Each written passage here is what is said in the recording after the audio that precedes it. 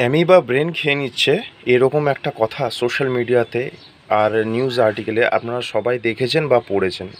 Amoeba brain খেয়ে নিচ্ছে এই কথাটা আদৌ কতটা সত্যি? হ্যাঁ, কথাটা কারেক্ট। অ্যামিবা সত্যি সত্যি ব্রেন খেতে পারে।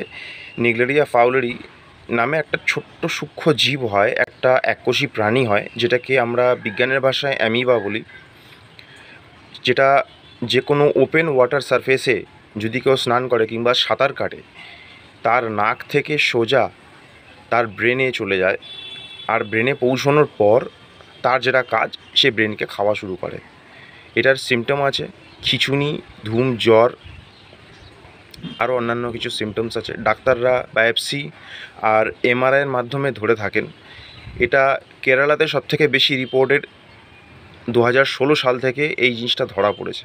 এখনও পর্যন্ত যতজন ধরা পড়েছেন, অলমোস্ট 77 থেকে 80 জন, তার মধ্যে 17 জনের কাছাকাছি মারা গেছেন, যেটা আমাদের ইন্ডিয়াতে অনেক কম ডেথ রেশিও।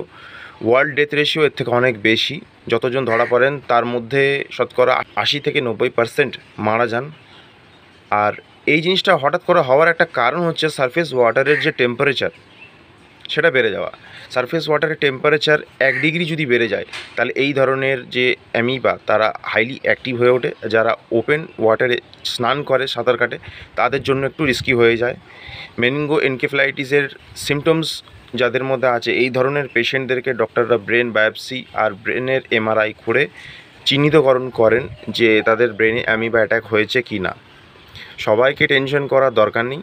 যদি এটা আপনার আশপাশে কারোর হয়ে থাকে, তো এটা শিওর যে সে নিশ্চয়ই ওপেন ওয়াটার বডিতে স্নান করে কিংবা সাঁতার কাটে।